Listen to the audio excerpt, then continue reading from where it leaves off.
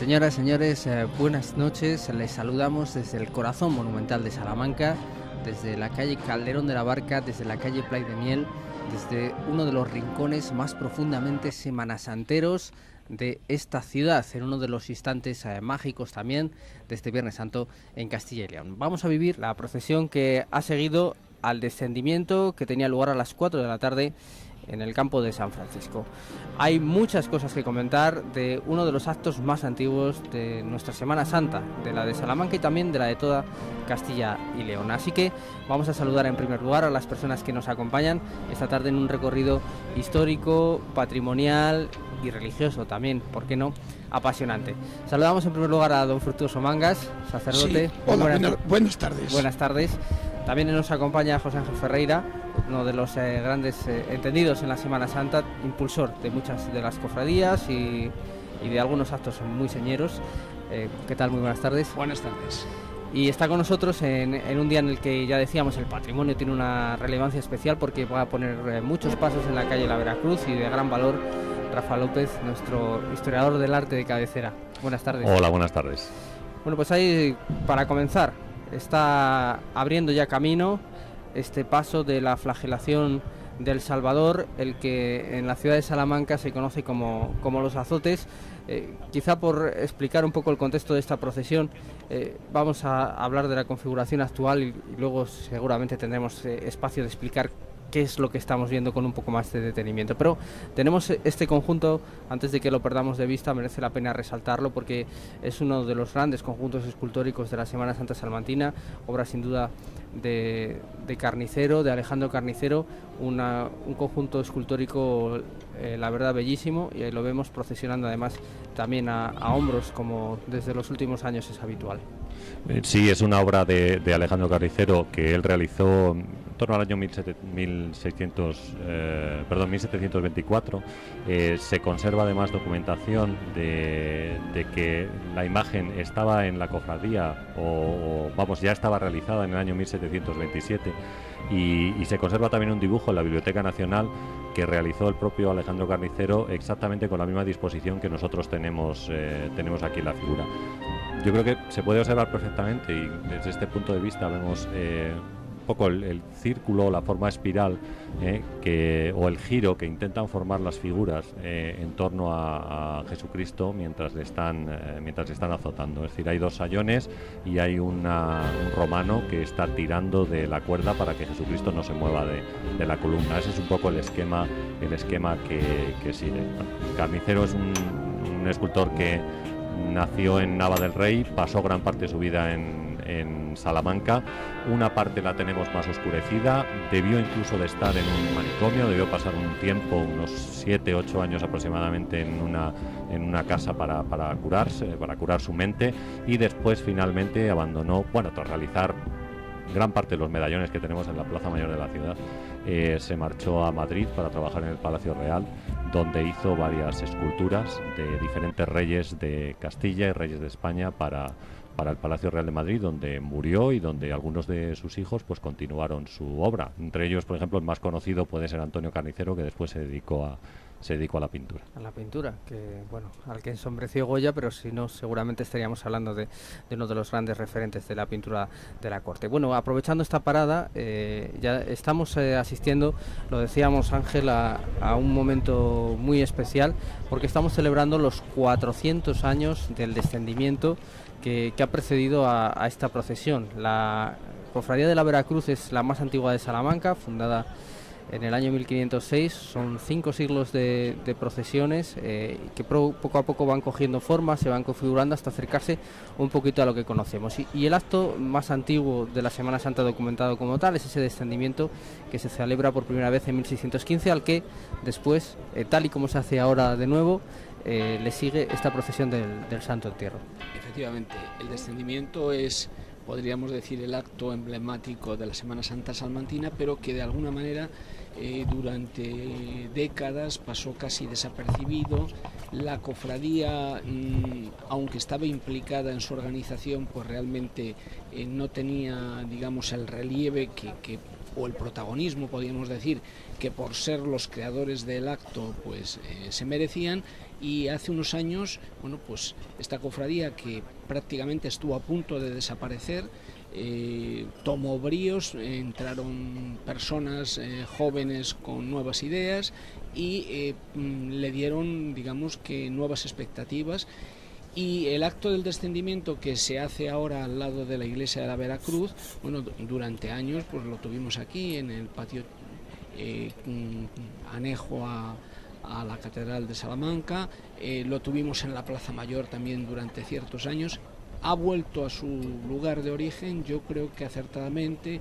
Es, digamos, un espacio más recogido, más íntimo, y creo que también es interesante porque el acto se hizo durante muchos años a las 12 de la mañana, incluso se ha hecho casi al mediodía en algunos momentos, pero yo creo que es interesante vincularlo a la procesión, es decir, todo lo que supone la reflexión del descendimiento tiene su continuidad inmediata en la procesión, y yo creo que de esta manera cobra un sentido distinto, que yo lo aplaudo, aunque sé que hay personas que no están de acuerdo con este planteamiento. Siempre los cambios son complicados. Está en un momento de pausa la procesión porque con motivo de este 400 aniversario está viviendo un momento especial que también vamos a poder ofrecerles, que es el paso del Santo Sepulcro por el claustro de la universidad, como se hacía antiguamente. Nosotros vamos a ver la salida que se va a producir en unos minutos. Pero esta escenificación, don Fructuoso, de un Viernes Santo por la tarde, a luz del día, en este momento, tal y como ha quedado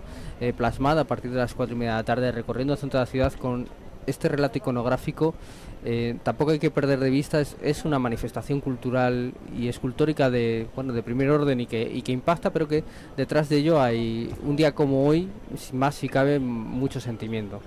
Es un lujo de iconos, de imágenes, de estética, de belleza, de historia, y por unas calles como las de toda la ciudad, las procesiones distintas que hoy van saliendo, con mejor o peor acierto, que eso ya se verá y qué solución hay para esa cuestión. Pero, como tú aludías, quiero subrayar que efectivamente hay un protagonista, más acá y más allá de todas las formas y formalidades, que es Jesús de Nazaret, Jesús el Señor. Aparece en todos los pasos, menos aquel en el que va la Dolorosa, su madre. El resto de pasos él es el protagonista de cada uno, con una escena fija de su pasión, caído con la cruz, en el Calvario, con Pilato, en el sepulcro incluso al final, la flagelación.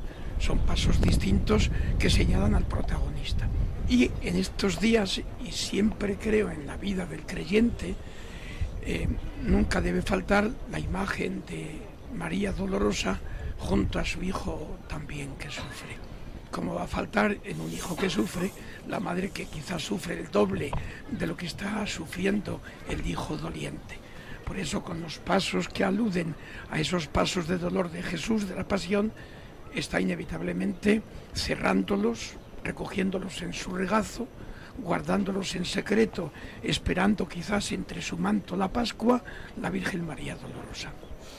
Bueno, ahí está, es como un auténtico museo en la calle. Casi siempre esta calle de Playa de Niel lo es, Calderón, Libreros, pero claro, cuando nos encontramos estas imágenes, pues lo es todavía con más razón. Estamos en ese momento en el que falta ese paso, están todos perfectamente alineados los que componen este relato de la Pasión que saca a la calle la Veracruz. Falta el Santo Sepulcro que está atravesando el interior del patio del edificio, de Escuelas Mayores, del edificio histórico de la universidad. Estamos viendo en el primer plano este conjunto de La Caña, que así se conoce popularmente, aunque su nombre verdadero es el Balcón de Pilatos. Bueno, su nombre verdadero, su nombre oficial. Un conjunto muy de actualidad, Rafa, porque bueno, históricamente se había atribuido con algunas reticencias y dudas también a la gubia de Alejandro Carnicero. Después unos estudios ya habían descartado que esa pudiera ser su autoría, y ahora parece que se adjudica a un escultor muy muy relevante del siglo XVII-XVIII. Pues bueno, La fecha de esta obra siempre se dijo que había sido 1740. Antes comentábamos que este escultor estuvo unos 10 años fuera de Salamanca, más o menos coincidiendo con esas fechas, 1728, 1738, por ahí estaría fuera. Por eso sabemos que vuelve a la ciudad y entonces se le atribuía también esta obra. Pero es cierto que ha quedado demostrado que no es suya, aunque realmente no sabemos exactamente a quién corresponde. Por eso en los últimos días ha aparecido una atribución de Jesús Urrea, que es el presidente de la Real Academia de Bellas Artes de Valladolid, atribuyendo no solamente esta obra, sino algunas obras más de la Cofradía de la Veracruz a Villabrille y Ron, un escultor que es muy conocido porque tiene una obra, un San Pablo decapitado en el Museo de Escultura de Valladolid, y que hasta ese momento era la única obra conocida de este autor, documentada de este autor, pero el profesor Urrea pues le atribuye otras obras en conventos de Valladolid y ahora también le atribuye estas obras aquí en Salamanca. Yo personalmente tengo mis reticencias sobre esta atribución, entre otras cosas, porque no tenemos documentada la presencia de este artista en la ciudad de Salamanca. Simplemente sabemos que está vinculado a la familia Churriguera y que es la única, digamos, conexión que podemos establecer. Es cierto que Joaquín de Churriguera realizó el retablo de la iglesia de la Veracruz, si no estoy equivocado, y bueno, pues es posible que por ahí pueda haber una conexión, pero no lo tenemos muy seguro. Él se fija en características técnicas, por ejemplo en los pliegues de la capa y demás. Los pliegues de la capa también son parecidos a obras de Alejandro Carnicero, y quiero recordar, por ejemplo, es San Miguel que hizo para la iglesia de Tarazona de Guareña, o el mismo San Miguel que tenemos en la iglesia de la Veracruz, y que tampoco sabemos el autor exactamente cuál es. Son dos pequeñas figuritas que están colocadas a los lados del retablo, una es San Juan Bautista y otra es un San Miguel que está pisando con su pie izquierdo el pecho del demonio. Bueno, este tipo de cosas, pues en esto nos entretenemos a veces los historiadores del arte en discutir las atribuciones cuando no tenemos documentación, porque es cierto, lo que sí es cierto es que el libro de fábrica que nos informa de todas estas cosas de la iglesia de Veracruz está perdido y no se ve nada, está perdido por la humedad. Está ilegible, efectivamente. Bueno, veíamos mientras hacía esos comentarios Rafa, andar a la Dolorosa, a Nuestra Señora de los Dolores de Felipe del Corral. Esto sí que no hay duda, una de las grandes imágenes marianas que tendremos ocasión de contemplar y comentar, porque verdaderamente es el cierre expresivo a más no poder de esta procesión del Santo Entierro, Ángel, que desde hace 2 años ya no es la procesión general del Santo Entierro. Conviene también remarcarlo, porque quizá alguna persona que por algún motivo se haya desconectado un poco de la actualidad de la Semana Santa salmantina esté esperando la presencia de otras cofradías. Aquí no va a participar ya la Oración en el Huerto, que está haciendo su propia procesión, lo mismo con la Congregación del Rescatado y lo mismo con la Congregación de Nazarenos de San Julián.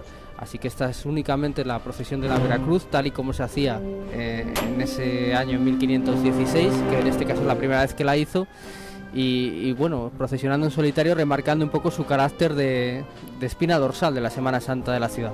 Que no se le puede negar, porque es la cofradía madre de la que arranca toda la Semana Santa salmantina, a la que hay que deber gratitud eterna, y vuelvo a repetir que durante muchas décadas estuvo preterida, casi desaparecida, y que ha querido recuperar sus señas de identidad, y una de ellas es organizar su propia procesión. Para mí, en cierto sentido, creo que esta es la procesión general del Santo Entierro de Salamanca, aunque haya menos pasos, como tú has dicho, las cofradías del Nazareno, del Rescatado y del Huerto de los Olivos salen por su cuenta, pero esta sigue siendo la procesión general del Santo Entierro. Aquí va a desfilar el entierro de Cristo, los pasos más emblemáticos del Viernes Santo desde el punto de vista del imaginario popular están en esta procesión, y hay que reconocérselo. Yo creo que la cofradía, bueno, pues cobra nuevos bríos de esta manera, aunque evidentemente la decisión de acabar con la procesión del General del Santo Entierro, que quiero recordar que hace años hubo un intento por el entonces secretario de la Junta de Semana Santa, Daniel Herrero Fraile, que partió en dos lo que era la procesión general del Santo Entierro, una parte inicial esta junto con el Huerto de los Olivos y después el Nazareno y el Rescatado. Eso se hizo solamente un año, no resultó, y volvimos a la procesión habitual. Ahora, desde el año pasado, se ha tomado esta decisión muy discutida. Hay gente que está muy en contra, gente que está muy a favor.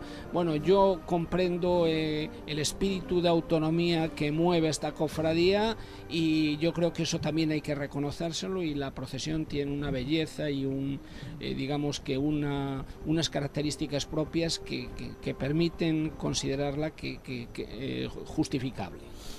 Desde luego, don Fructuoso, hablaba Ángel acertadamente de lo emblemáticas que son algunas de estas tallas. Si se puede medir la religiosidad popular, que al fin y al cabo en gran medida la Semana Santa es, entre otras cosas, eso.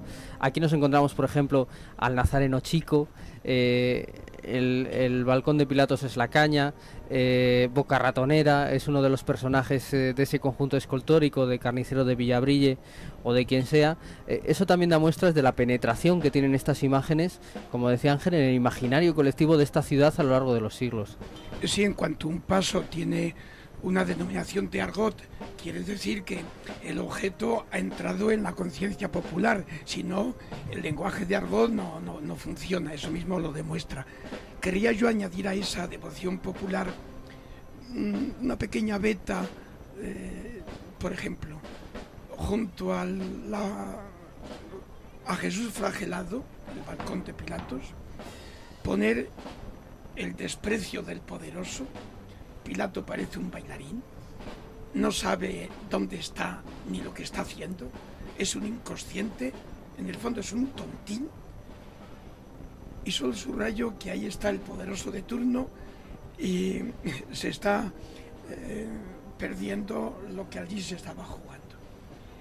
Luego, por ejemplo, junto al Jesús Nazareno, el Jesús Nazareno Chico, pues subrayar la cruz que mucha gente lleva a cuestas.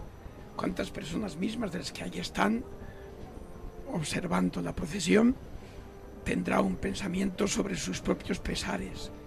¿Y cuántos, sin que lo sepamos, en el mundo llevan pues una cruz a cuestas, dolorida y pesada, que incluso a lo mejor les va a acompañar toda la vida?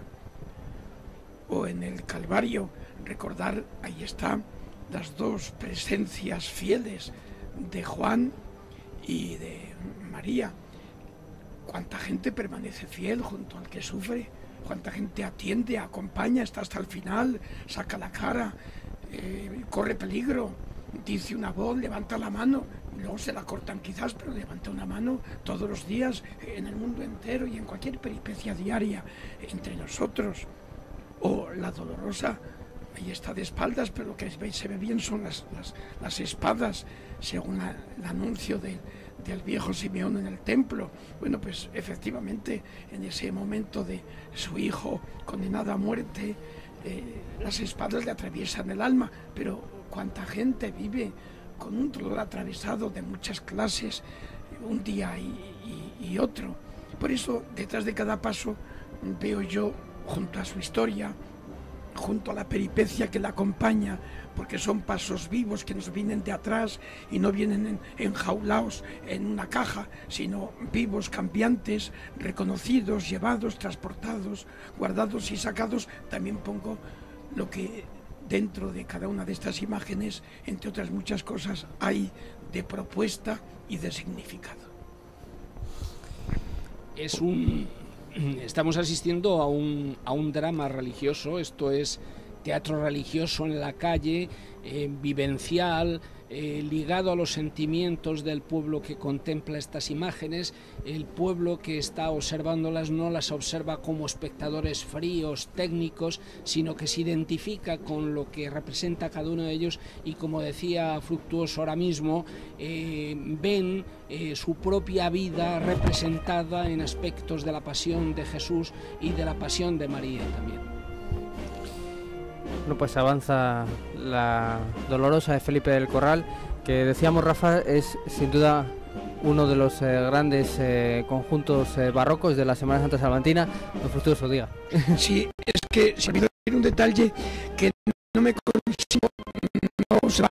En el paso donde está, que se llama el balcón de Pilatos, junto a Pilato, hay una jofaina o palangana, hay un jarrón y hay una toalla. Nos teníamos que preguntar cuántas veces nosotros hacemos esa misma faena moral o política o económica o religiosa o familiar o social de lavarnos las manos, y que otro pues dé un paso al frente, o lo haga el vecino, o yo no he sido, o a mí que me cuenta usted que yo estoy a gusto con lo mío. De alguna manera esa jofaina alta y el jarrón puestos en el paso nos está recordando que, ojo, esta historia en muchos aspectos es también la nuestra. La Semana Santa yo creo que es algo vivo, que no es mera rememoración de unos hechos históricos pasados por el tamiz de la fe, sino que es algo que afecta existencialmente a las personas que la contemplan, con independencia de que sean creyentes o no creyentes. Evidentemente, si son creyentes, mucho más, pero esto yo creo que conviene recordarlo para no quedarnos simplemente en el aspecto de que estamos asistiendo a un espectáculo maravilloso, estéticamente precioso, con imágenes interesantísimas. Yo creo que lo esencial de lo que estamos viendo es un pueblo que se identifica con las figuras de Jesús de Nazaret y de María, y que ve en ellos los símbolos de su propia vida, en unos casos desde la perspectiva de la fe, en otros desde una perspectiva humanista, pero no es algo lejano, es algo muy cercano, muy próximo a cada uno de nosotros. Sí, decíamos hace unos instantes, Rafa, que es de justicia hacer un comentario sobre esta Virgen de Felipe del Corral, que durante además siglos fue la principal devoción mariana en la ciudad, y no en vano, porque también es una imagen muy cuidada, muy lograda estéticamente, pero también muy hecha para la piedad. Sí, es una imagen del siglo XVIII, esta Virgen Dolorosa, que está inspirada en una imagen de Juan de Juni, que realiza este escultor de origen valenciano, que vivía en Madrid, Felipe del Corral, y al cual se le encargó precisamente esta obra de una gran delicadeza y una de las mejores tallas que tenemos en la Semana Santa salmantina. Es decir, si tuviéramos que escoger 3 o 4 tallas, pues yo creo que la Dolorosa de Felipe del Corral debería estar incluida en ella. Donde la estética es muy importante. Por ejemplo, si tenemos la oportunidad de ver la mano que está junto al corazón, nos daremos cuenta de la posición, esa posición tan elegante, juntando los 2 dedos centrales y separando los 2 dedos laterales, que es muy típica del Renacimiento, típica de Juan de Juni, de la obra en la que está inspirada, y sobre todo, pues bueno, la estética y el colorido, que juega un papel muy importante también, yo creo, en todas estas figuras. Es decir, vemos a Jesús, por ejemplo, con los trajes de color morado, o vemos a la Virgen Dolorosa siempre con un traje de color rojo y un manto de color azul, que es una señal de dolor. Nos está indicando nos indica el momento que está viviendo esta Virgen, ¿no? La expresión del rostro y bueno, pues esos 7 puñales que atraviesan el corazón de la Virgen, pues también digamos que le dan una grandísima fuerza estética que tiene esta figura de este gran escultor del siglo XVIII español. La ciudad está otra vez en la calle, ciudad y visitantes. Desde luego la ciudad está llena de visitantes, no sabríamos ahora distinguir quién es quién, pero esto es lo que apuntaba muy bien Ángel Fructuoso, es la escenificación de ese teatro de la pasión que concita la mirada. Luego veremos a ver si esto tiene algún efecto o no, que eso ya es otra cosa, pero de momento que atrae. Esa fue la imagen que quería subrayar, pero justamente eso que dices, a veces la imagen presenta lo que el espectador no ve, porque quizás tampoco sabe, y la oferta que hace la imagen no es tan explícita como para que la entienda el que no entiende. Solo al buen entendedor, buenos iconos. Por ejemplo, esa cruz que él lleva y en la que se apoya la Virgen Dolorosa, que ahora vuelve otra vez, ahí saldrá ahora un detalle concreto. Ese paño blanco, que podemos llamar sudario, idealizado, que cuelga de la cruz, no hace más que recordar que esta cruz queda liquidada en la mañana de Pascua, cuando las mujeres van al sepulcro y ven un paño como ese enrollado en el suelo y el sepulcro vacío y el cuerpo ha volado. Por eso, junto a una cruz, en estos días siempre se pone el paño blanco que recuerda el sudario dejado por el cuerpo que ha resucitado. Y por eso lleva ese paño blanco colgando, para recordar que detrás de esa cruz oscura, negra, viene un día de luz y de gloria que los cristianos llamamos con esa vieja palabra hebrea la Pascua, el paso de la resurrección. Quería subrayar ese detalle. Bueno, es que en realidad la Semana Santa es una remembranza de la pasión del Señor, pero desde la perspectiva de la fe que da la resurrección. Entonces, realmente el dolorismo del que a veces se acusa a la Semana Santa tampoco tiene mucho sentido, en tanto en cuanto estamos contemplando, vamos a decirlo así, el fracaso de Jesús condenado, crucificado, muerto en la cruz, injustamente por los poderes de este mundo, pero lo estamos recordando no desde la perspectiva del fracaso, sino desde la perspectiva de la gloria que va a suponer su resurrección. Estábamos viendo justo en ese instante cómo se incorpora a la procesión por un lugar además distinto al marcado inicialmente. Lo está haciendo por esa especie de calle interior que tiene el complejo universitario. Ahí se incorpora el paso del sepulcro. Esa es la talla de Jesús Nuestro Bien, atribuida a Pedro Hernández, escultor también barroco salmantino, que procesiona después del descendimiento, se introduce en esa urna funeraria, que es esa magnífica talla de orfebrería que están ustedes viendo. Y después de ella el palio negro en señal de luto. Son imágenes y vestigios que nos hablan de esa necesidad también de escenificar la pasión, y uno de los actos más claros en este sentido es justamente el del descendimiento, que era ya casi una representación teatral en sí misma, con una talla como esta que está ahora en ese sepulcro articulada, que permitía descender ante los ojos de la asamblea de los fieles el cuerpo de Jesús.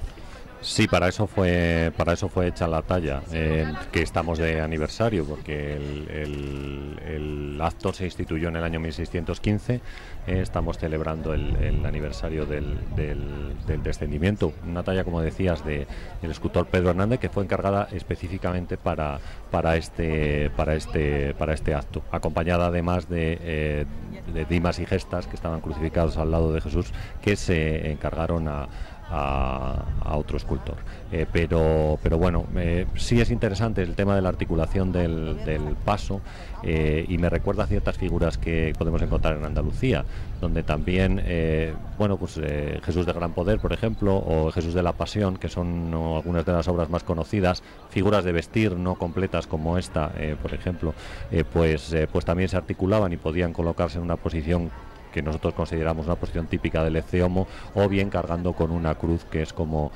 suelen aparecer o desfilar por las calles de Sevilla, supongo que en la noche que acaba de pasar, durante la madrugada. Bueno, pues ese tipo de figuras articuladas, que era muy típica del sur, en este caso aquí se hace porque está hecha específicamente para ese acto. Entonces necesitan bajar a Jesucristo de la cruz, y por eso necesitan un Cristo articulable, de un buen artista de principios del siglo XVII salmantino, como decimos, de Pedro Hernández, que sigue modelos típicos de la estética barroca castellana, pero no por ello deja de ser uno de los artistas más representativos de la ciudad en ese momento.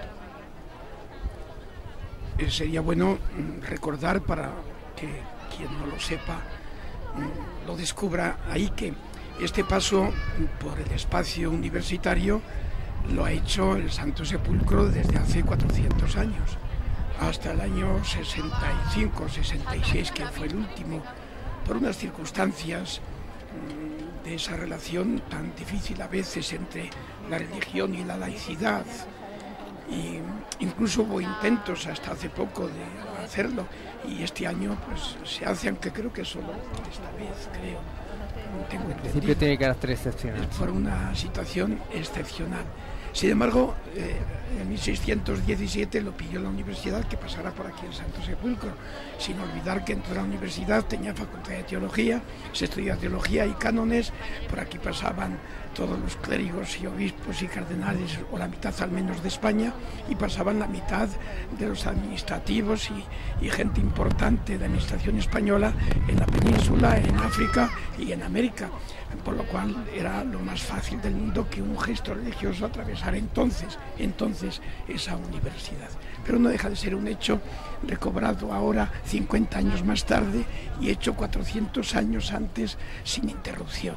Tiene su qué. Bueno, pues se lo voy a recordar hace años a una persona muy significativa en la Semana Santa de Salamanca, como fue Antonio Lucas Verdú, que participó muchas veces en este acto en el interior de la universidad y que recordaba con nostalgia y lamentaba la pérdida de esta tradición que hoy excepcionalmente recuperamos.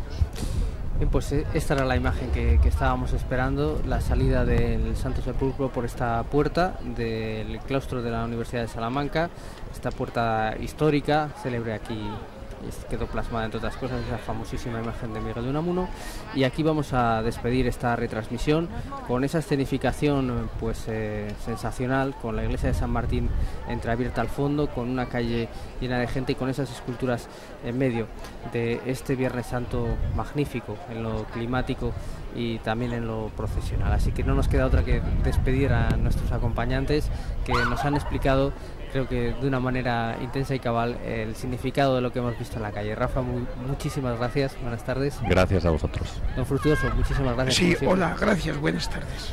Ángel, muchísimas gracias, un placer. Muchas gracias a vosotros. Y como siempre, invitarles sentidamente a que continúen con nosotros en Castilla y León Televisión, porque todavía hay muchos momentos que les tenemos que contar. Muchísimas gracias, buenas tardes.